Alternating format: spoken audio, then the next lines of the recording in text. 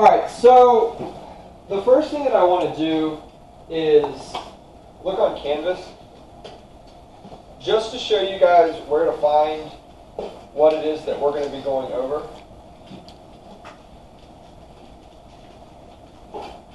Put Windows 10 on these.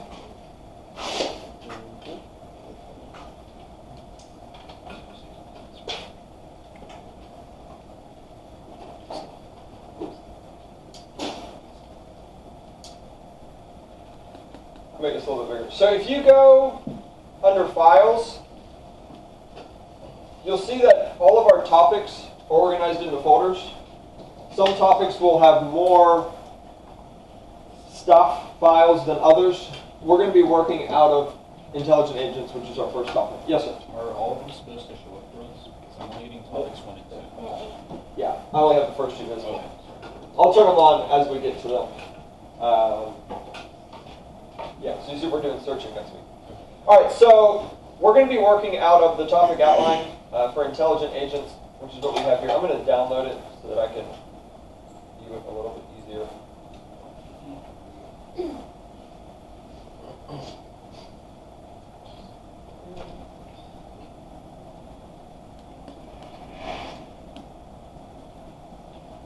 Ask me later. You have to ask me.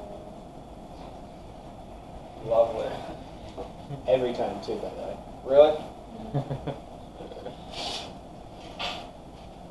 So this is a new version of Word. They just colored the top blue and released a new version. Alright, so let's get started. Can everybody see this relatively well? I'll make it as large as I can. So, I mentioned in the introduction last week that AI branches across a lot of different areas. And we're going to touch on a lot of those areas over the course of the semester.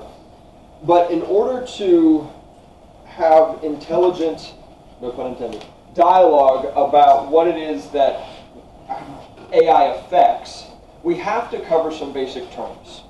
Okay, because as we explain how these concepts work, these terms are going to become important because they distinguish between a lot of different things. Okay? So, we're going to talk about these, and then there's a model down here that we're going to look at. It kind of shows how everything's put together. So, let's look at the model first.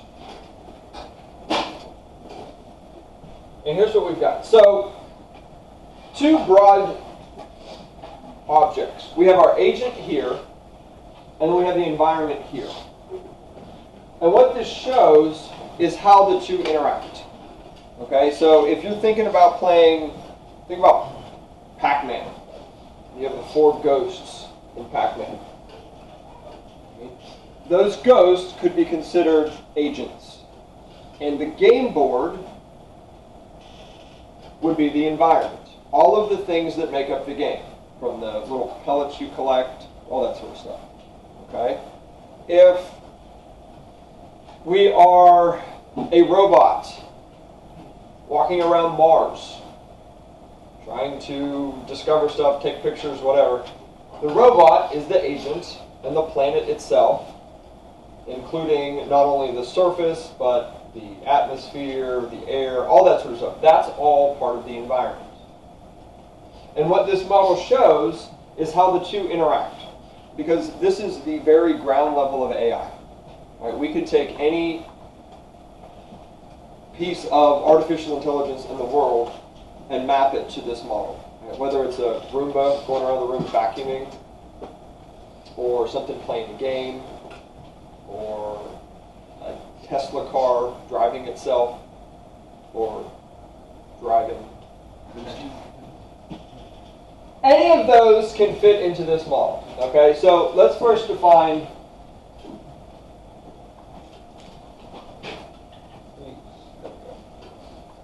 so an agent is anything that can be viewed as perceiving its environment through sensors and acting upon that environment through actuators. Okay? Perceives or receives information through sensors and acts on the environment using actuators. Can you name some agents? We just talked about a couple. Can you name some agents in a game, some sort of computing system, anything that might fit this category? Anybody? NPCs, so non-player characters in video games, absolutely. All right, now, what makes them an agent is they have to not only receive input from the environment, but they have to also act on the environment in some way. Okay? So would a tree be an agent? Not unless it doesn't. There you go. So this is important because a lot of times there's some confusion about whether or not something is classified as an agent. Or somebody looks at something and they're like, oh, that's AI, but it's really not. Okay? And so the very basic definition requires that the agent receives or perceives some sort of input from the environment and also acts upon the environment in some way. Okay? So NPCs that are standing in some sort of camp and they see something run by and they're like, oh, that's a player, I want to go attack him. And then they run after it. That is an agent. But somebody like a tree or a bush or a river that just does what it does, doesn't receive input, that's not an agent. Okay? So something like a calculator is not an agent because it doesn't interact per se with the environment. It's the person interacting with the actual. And there's a lot of gray area too. You can make the argument, well, it's the calculator is displaying something, but it's displaying it because its buttons were pressed. Right. Other thoughts? What are some other examples you guys can think of this? Go ahead. Assistants like Cortana, Siri. Absolutely. So, I don't know if we want to even attempt to use Cortana, but we've all used Siri. Receives input, typically in the form of voice. Hey, Siri, what's the date? Okay. In that situation, what would the actuators be? How would Siri affect the environment? Yeah.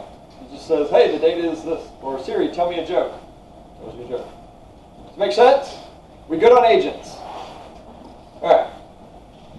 Percept. These are perceptual inputs. Now, not every agent is going to have the same set of inputs that they can receive. They're going to have different sensors. Right? Some agents might only have sight. Some agents might be able to see and hear. Some might only have touch. Okay, we all know the 5 senses, or 6 if you're special. All of those can be ways that agents receive input.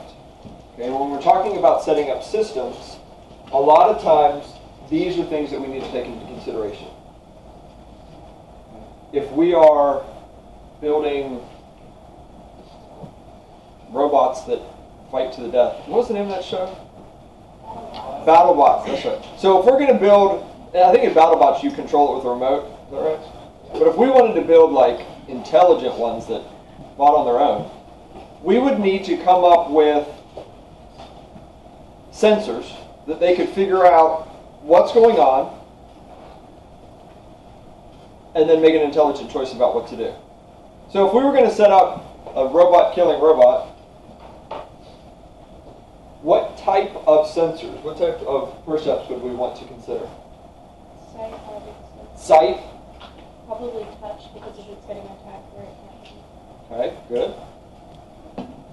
What are the other sensors? Is smell important? Probably not as much as others. I mean, you could maybe come up with something crazy where it smells something burning, or I don't know how you would identify that, but the sound, I mean, maybe, I don't know that sound, probably not up there, because vibrations would be more feel. Although I guess it's a fine line between sound vibrations and touch. There you go. So certainly some are more important than others. Right? Actuators. This is what an agent uses to affect the environment. Right? So if we're talking about, does anybody have a, what's it called, a Roomba? Things that go around and vacuum for you? Anybody have one of those? Does it work? It only works like in a certain area. Like it will keep vacuuming the same area like over and over again. Okay. Let's talk about what a Roomba's actuators would be. How does it affect the environment? I know it has like that sensor, like so if it bumps into something, it knows like back up. Okay, so that would be sensors. So it has the ability to perceive using, what about, how would it affect the environment? Arguably it cleans. Arguably it cleans, okay. So some sort of vacuum mechanic. No, it's you're shaking it. The wheels. The wheels, very good. So it can move and it can clean loosely. Okay. What about an actual robot walking around? What would its actuators be? Yeah. Hands and feet, grab stuff, move with its legs. Very good.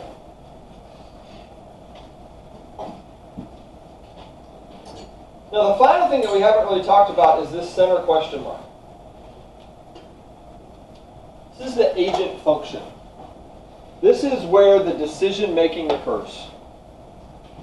So if you look at this, it's set up in a circle. It doesn't matter how this is drawn. It's a circle either way. Okay? The environment is separate from the agent. The agent perceives something from the environment through its sensors.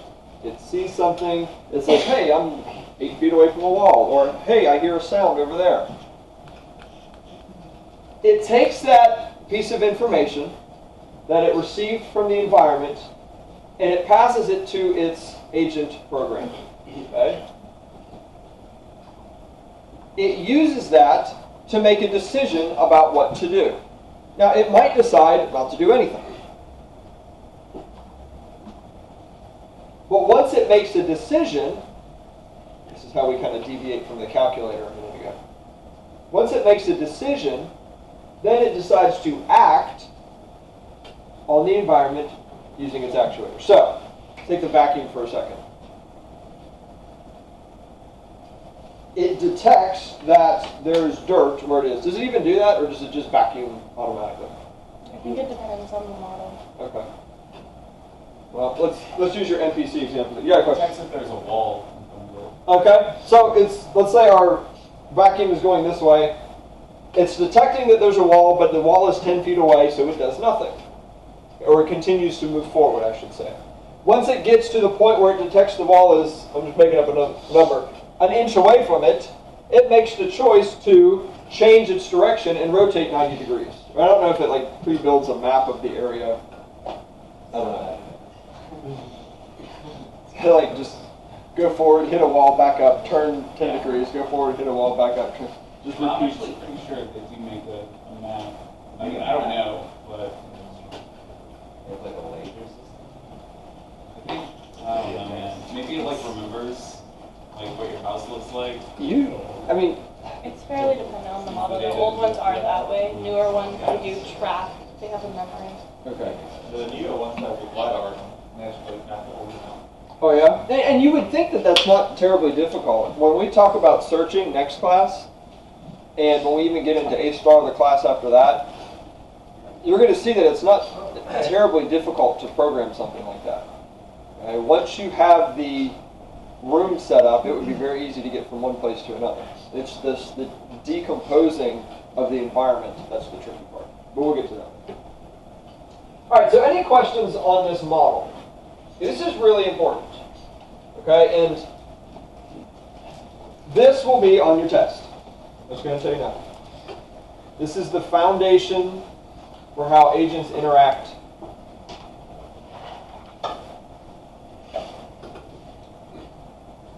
Good? Moving on? Let's do it. All right, so if you look on page 36 of your book, which if you don't have it, I have one here.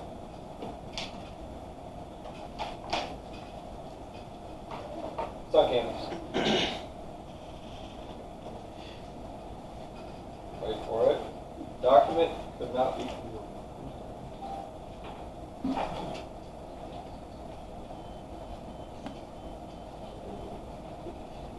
All right, so we're on page, what is it, 36?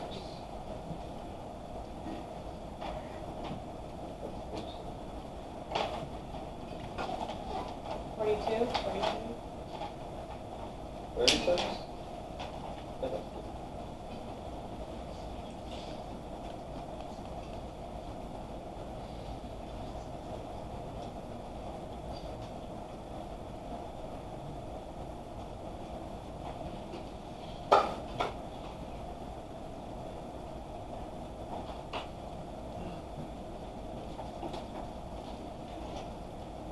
That's it?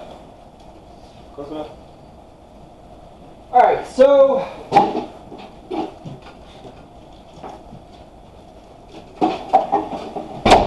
that was going to happen at some point. Do you guys like sitting in these chairs? No. I feel very awkward today. Get used to it. If one of you wants to fall out of the chair to make me feel better about tripping, I'd be okay with that. You get extra points on your test.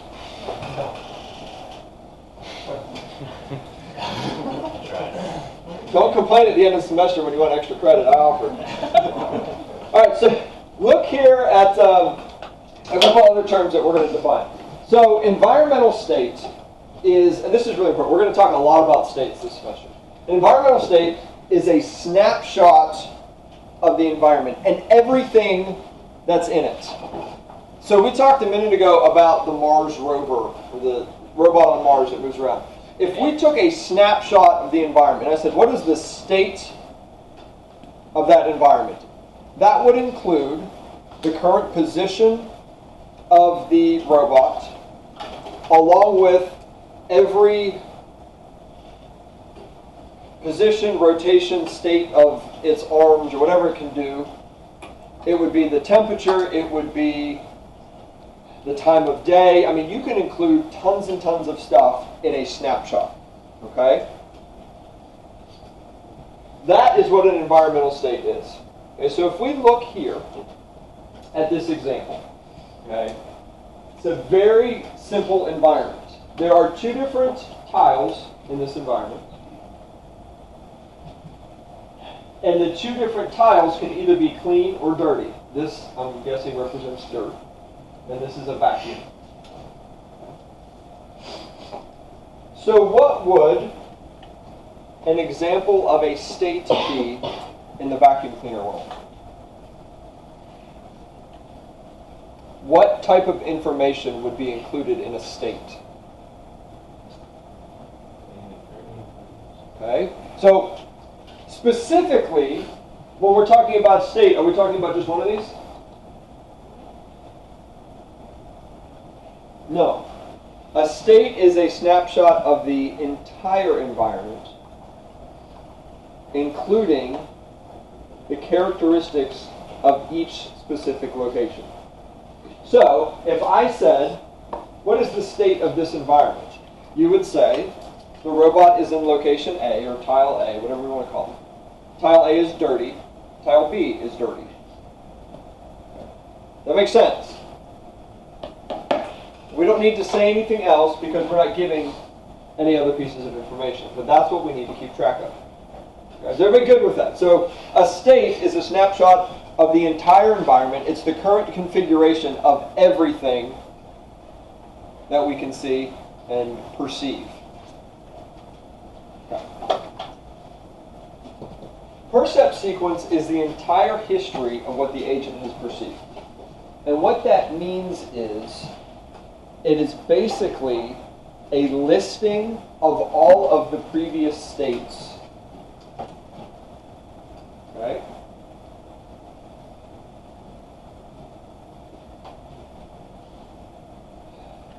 For example, look here. Percept sequence is listed here. So if A is clean, hypothetically, it's not up there.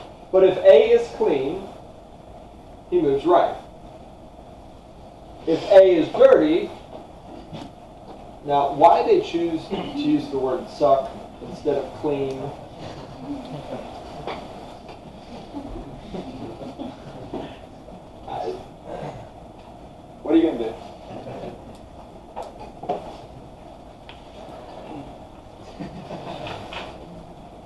clean. If A is dirty, then we will clean. If B is clean, then we move left. If B is dirty, then we will clean.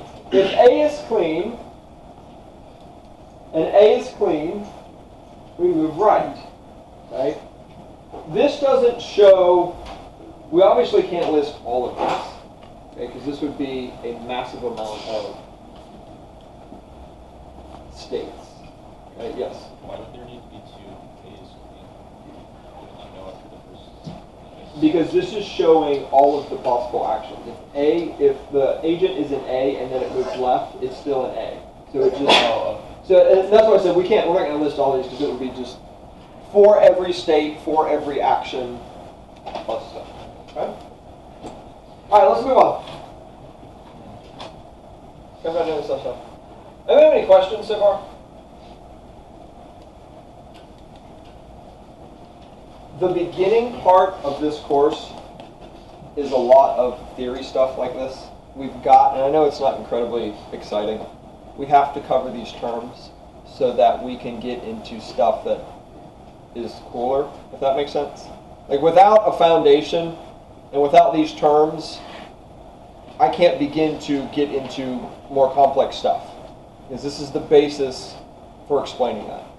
Okay? It's like learning your alphabet before you learn to spell. What's up? Was 2.3 supposed to be like an infinite expanding set? Not really infinite, but it shows kind of for every state, for every sequence of actions. You can look at it as infinite. It's just trying to give you an idea of the per step sequence and the things that it did viewed previously. All right, let's talk about behavior for a second. We have this idea of rational agents. Okay? It says agents are rational if they seek to do the right thing. That's important. You need to know that. Okay? On your test, or at some point, I'm going to say, what do rational agents do? Or what makes an agent rational? And you'll say an agent is rational if it does the right thing. Well, what's the problem with that? Depends on the situation. There you go. Now, even in our society, in the world, we would agree that everyone should do the right thing. Okay? And in fact, most of the people, even those that break the law, don't think that they're doing anything wrong. So, if we are attempting to create artificial objects, agents, that mimic intelligent human behavior, it can be difficult if we in our own lives have a hard time defining what the right thing to do is. That is going to translate into us having a difficult time telling robots or agents what the right thing to do is. Okay? So if we are defining rational thought based off of something that is subjective, we're going to get different answers about what they should do. Does that make sense?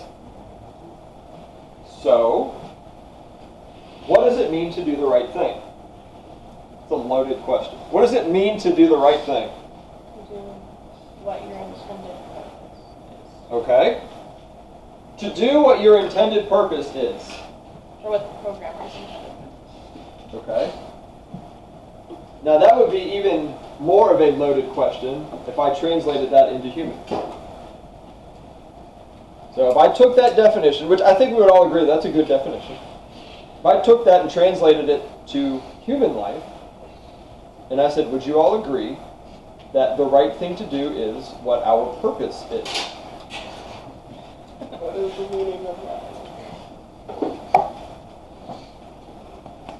So that naturally begs the question. Our purpose is defined by who? What is our purpose? And who is it that defines that purpose? And now that question goes down a way different direction. Okay? And I'll be happy to talk about that, but not in this class. What's up? The action that does the most good. Okay, so we have another good definition. The action that does the most good. And I think on the surface, again, we would all agree. You have the choice between two different actions.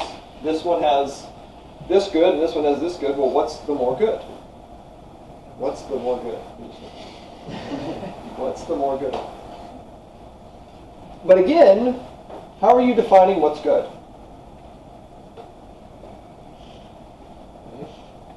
Farther into the rabbit hole. It's just tough. Any other thoughts? What is the right thing? Yes? If the agent is achieving maximum efficiency determined by its creator. Okay. Maximum efficiency as determined by its creator.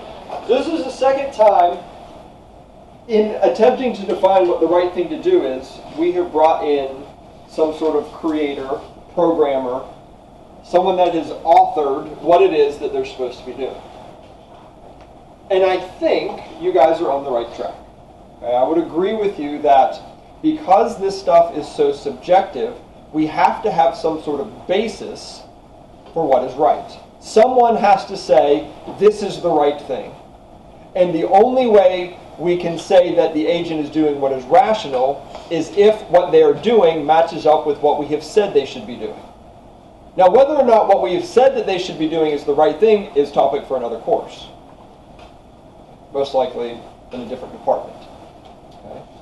But, for the sake of this class, we will say the one that defines what the right thing to do is the one that sets what we are going to call the performance measure. Okay?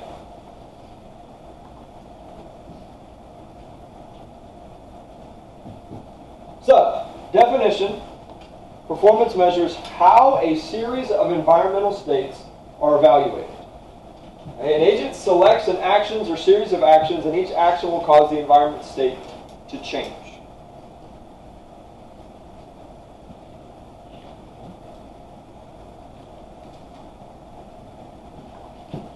The performance measure is how we determine if the agent is doing the right thing. The performance measure, as it says, evaluates a series of states. Okay? So if we're looking at the vacuum world, which we're going to go back to that in just a second, if we are evaluating a series of states, we're evaluating a series of actions that the robot vacuum has chosen to make, we can look at how those states evolve. So, does the environment get cleaner? Does the robot make unnecessary actions? And we can use that as the basis for determining whether the agent is rational. Okay? But first, we have to define how it is that we are going to measure their performance. How are we going to say this is the right thing? So, we have our vacuum world. Agent goes back and forth between those two tiles and cleans. What is the performance measure? Yeah, how clean is it? Are the actions that they're making causing it to become cleaner or not? Now, look at this point right here. Say, this is something I want you to kind of tuck away for later. Your last assignment in this class will be the bomber belts, which we talked about before. That's where you are going to program an agent to play a game against somebody else's programmed agent. When you do this, and you're trying to, let's say you set up a program, and your agent's chugging along, it's playing the game, you're evaluating, is he doing the right thing? Okay, so you might be in a situation where two bombs are coming towards you on this side, and you want to go push the buttons, but you've got three bombs coming on this side. These bombs are farther away, but there's three of them here. These bombs are closer, but there's only two. What's the right thing to do? You can make an argument for both. And so, what you have to do is establish a performance measure as the basis for whether or not what they're doing is rational. And when you do that, when you're coming up with your own performance measure, it's better to design the performance measure with the desired outcome in mind, rather than how you think the agent should act. Okay. One focuses on the root, the other focuses on fixing symptoms of a problem. Okay?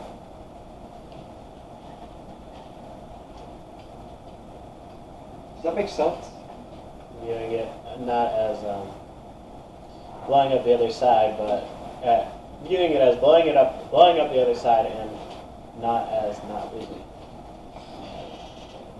Right. So don't focus on individual actions that the agent is making. Focus on the underlying goal that influences those actions. Right? It's like, I guess, I'm going to use parenting as an example. I'm getting old, I guess.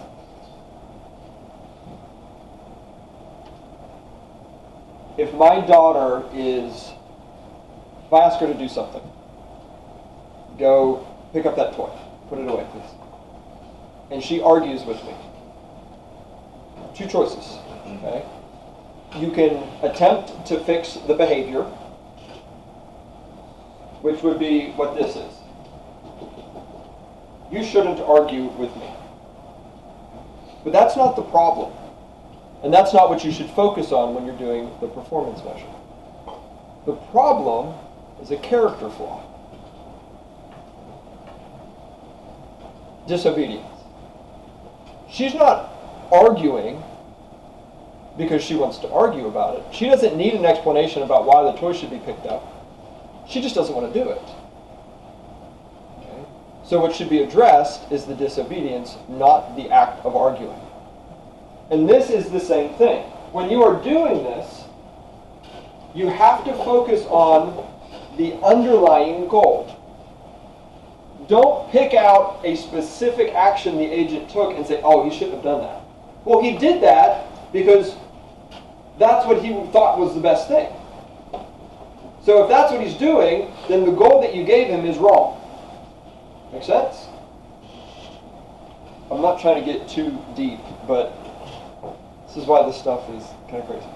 We've got to get this stuff, we've got to have a basis before we move forward. Everybody good so far? We will take a break, kind of a side note. We will take a break about halfway through, because I know you can only sit for so long. So we'll take a break shortly down here in the break. All right. So I want to officially define what a rational agent is. This is a book definition. I'm not ever going to ask you to spit a definition back.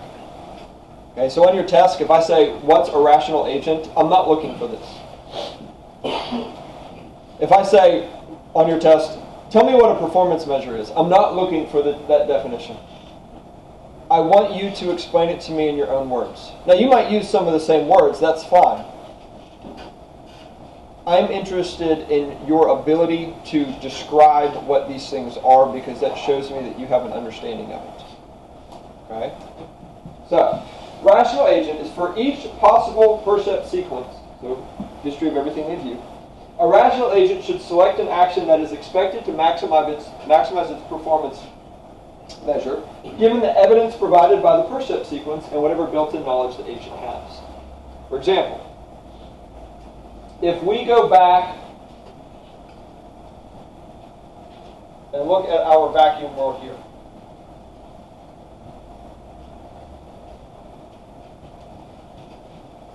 if the percept sequence, so the history of what it has perceived, is A is clean, and it moves right, B is clean, what does it logically conclude?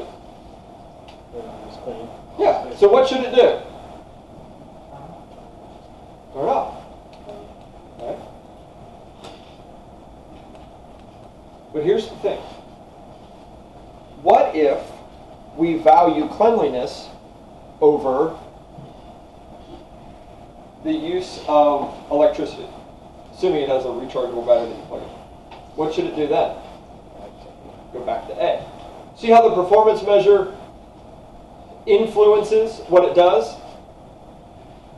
So in that situation, it was in A, it was clean. The logical thing is, okay, let's move to B and see if this is clean. We move to B and it's cleaned as well. If the agent then moves back to A, and we're like, oh no, it shouldn't do that, it should turn off. Don't focus on that action, focus on why it moved there. And that was because the performance measure that we gave it was to value cleanliness over the use of electricity, or the use of energy. Yes? So it seems like every agent that you program is going to be a rational agent. It just depends on the performance measures. Bingo. That's why it can be tricky. That's why everything is based off of the performance measure. If you look at the definition of rational agent, performance measures mentioned a couple times in the definition. Because what makes it rational is what you've told it the right thing to do. If we look at all kind of different people groups over the world, clearly there is a wide disagreement about what the right thing to do is. After all, we've got wars, we've got attacks, we've got all this stuff going on. If you talk to them individually, they are all doing the right thing. Right? They're all doing the right thing because the basis for measuring their performance has been defined differently. And we're doing the same thing here.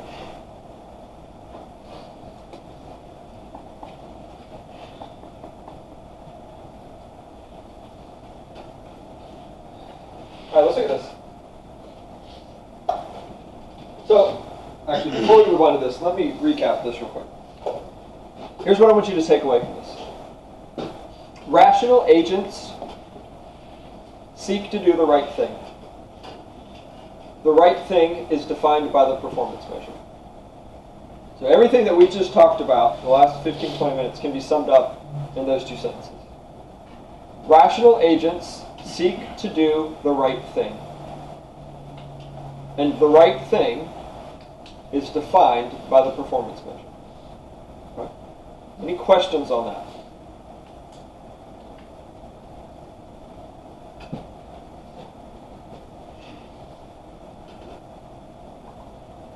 Has anybody not played Mario? Like jumping on platform? Anybody not played the game? Everyone's at least played or seen somebody that's played it. Very good. If you have it, it's okay. We won't judge you. A little bit. Let's talk about old school. Like the first Nintendo. Anybody alive when it came out? Is it 88? When did the first Nintendo come out?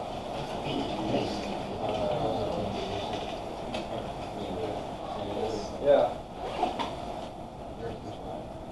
I wanted to say 85, but I thought it was too early.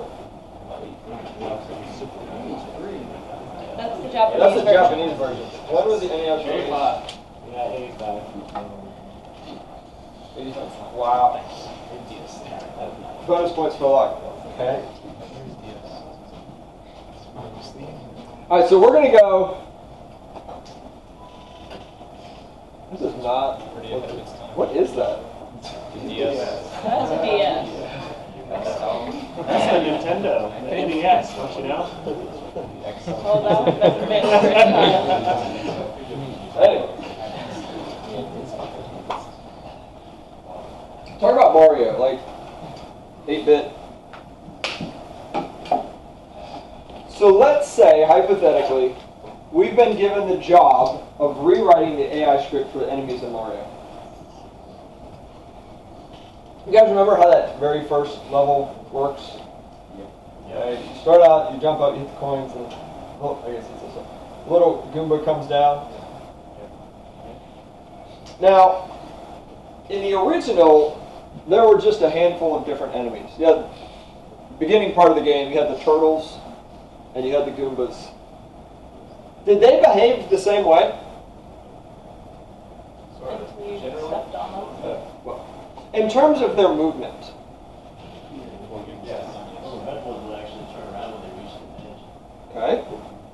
How did the Goombas behave? You just watch for it. That's right. If they hit something, what happened? Turn around. So if they come down and they hit a shell, or not a shell, a tube out of the ground, they turn around and walk the other direction. Are Goombas intelligent agents? Yes. Interact with the pipe. Somewhat, not so. Really low level. If they hit something, they know to turn around, but they have sensors to see if they're going to fall off. Okay. I just have a comment. I'm gonna say no, because they don't make a decision.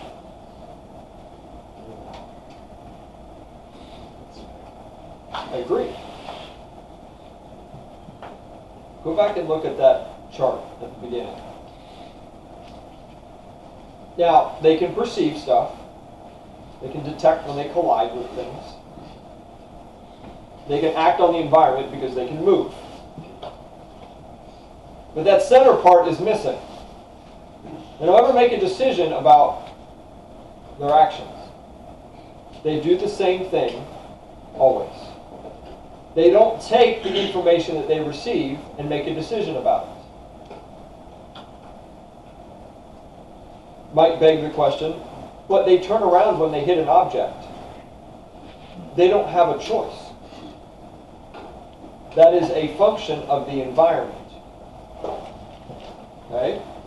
Now, if when they got close, they decided to turn around, or they didn't always turn around, then that would be different.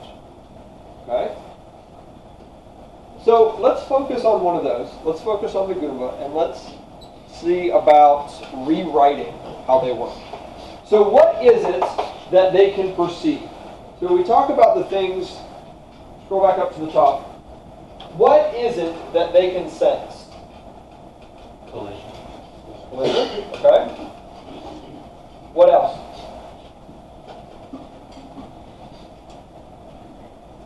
Objects, I guess. Now, and this is we get to rewrite this. So what do we want them to be able to see? The player here. Probably be helpful if they knew where Mario was, right? What are the right actions for the agent to take?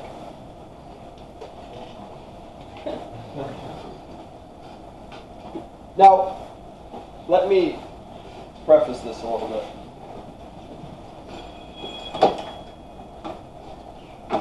No big.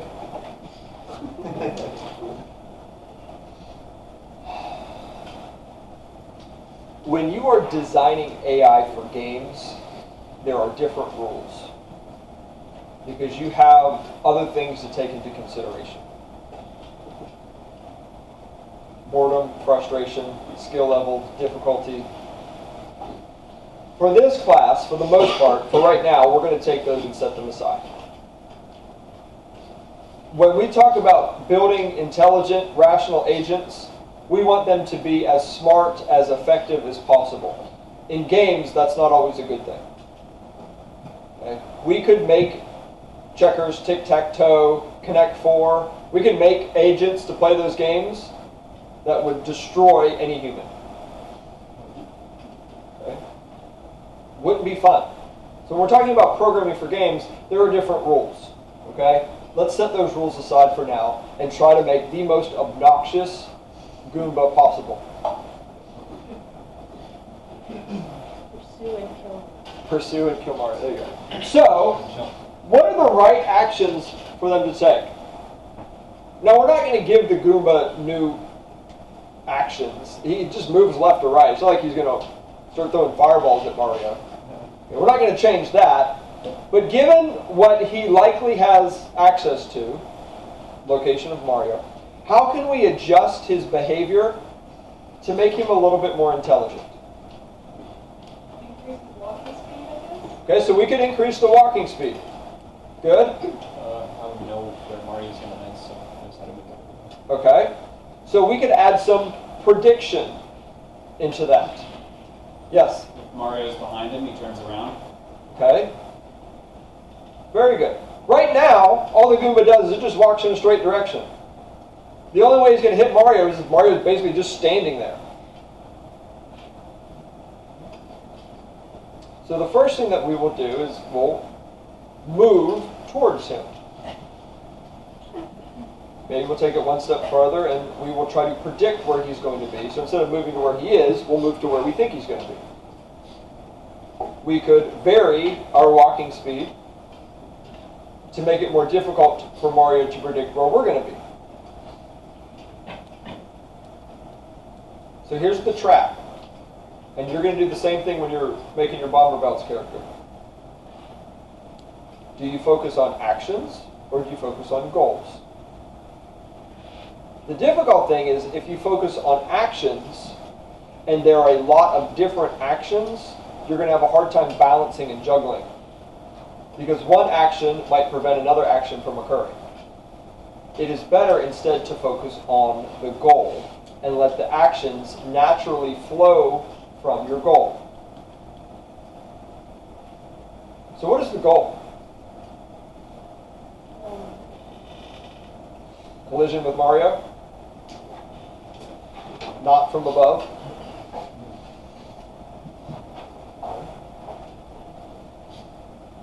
So we will say that our performance measure has to be based off of that goal in mind. So if we were going to define a performance measure, we know that a performance measure is what? What's the definition of a performance measure? Anybody?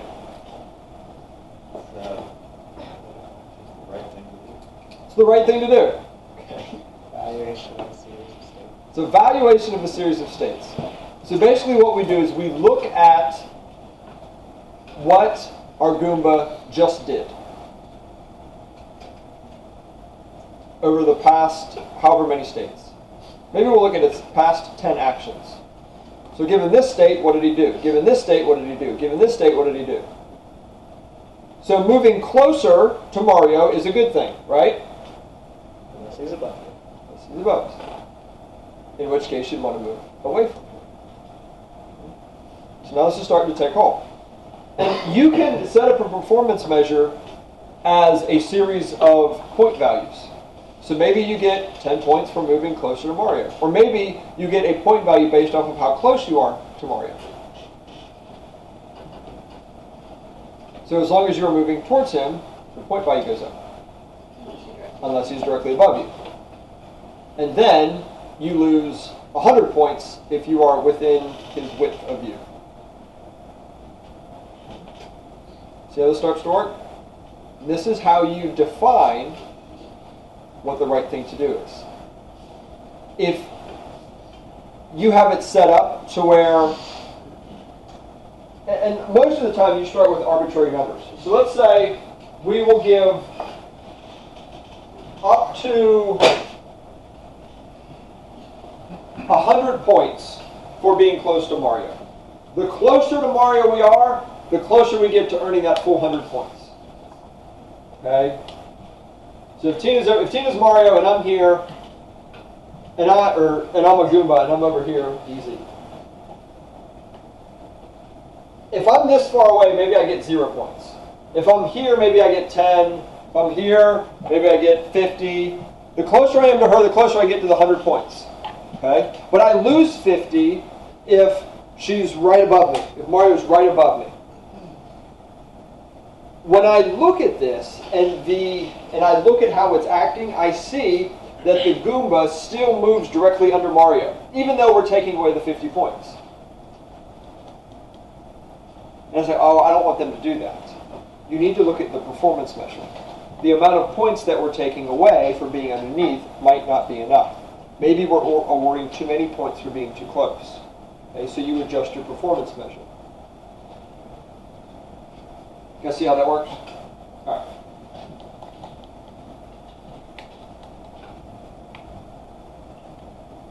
How do we know if the agent's rational? It's always rational. Not necessarily. If each action it takes either increases or sustains its performance measure. Okay? That's how you do it. So if what it's doing doesn't match up with what it should, then it's not rational. What you're saying is, if we set up our agent to do what's on the performance measure, then it will be rational. But that's our measure for whether it's not doing the right thing. Okay? And don't always look at this as the person who sets up the performance measure is the same person that sets up the program. A lot of times they're two different people, which is how you get into issues where it's not rational. If you're working with your partner and you're like, here is the performance measure for what we need the agent to do. Or maybe you're working for a company. Maybe it's a game design company, and your boss hands you a sheet and says, here's the performance measure for the AI in this level. Okay? Maybe you don't set it up right. Or maybe you're an independent firm that evaluates AI in games, and you have a performance measure, and you're looking at it and you're like, they're not doing the right thing. Okay? Don't always assume that the person writing the agent program has access to. Good? All right, move on.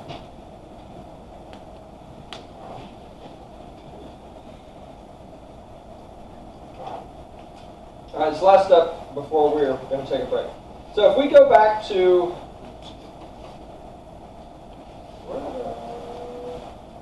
let's go back to here.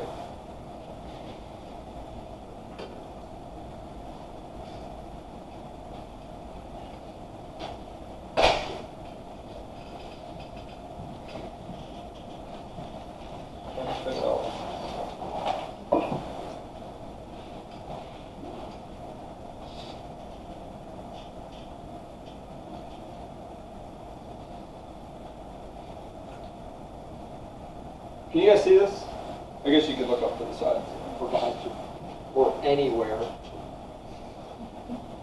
We literally have it everywhere. So if we go back to our vacuum world and we give it the performance measure that says we're going to give 1 point for each clean square at each time step over a period of 1,000 time steps. The bounds of the world is known, so if he's in tile A, he knows that if he moves left, he's not going to go anywhere. Okay? But the distribution and initial location of the agent are not. So he doesn't know where the dirt is, or whether or not the adjacent tile has dirt in it. He can move left, right, or clean. The agent can correctly perceive its location and whether or not that location contains dirt. Okay, so those are the rules of the environment. So using those rules, would you say that our agent is rational based off of this? So if this is what he perceived in the past,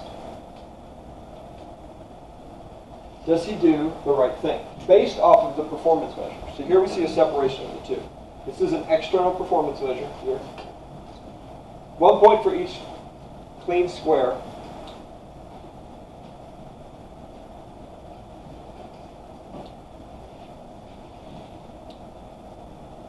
Actually, I have a question. You mentioned this earlier for the why light went left, maybe maybe it doesn't have like I guess the perception that there is nothing to the left of tile there, so it might not be the most efficient. Seems to waste a lot of space. Why is he continuing to stay here?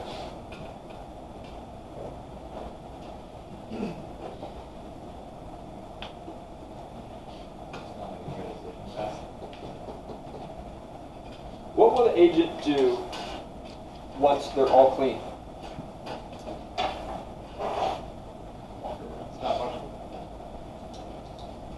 What can he do? Left, right, Right. Do nothing is not an option.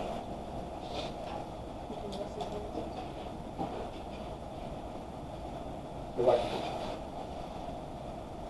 A lot of times, the way you discourage this type of behavior is by taking away a point every time you move.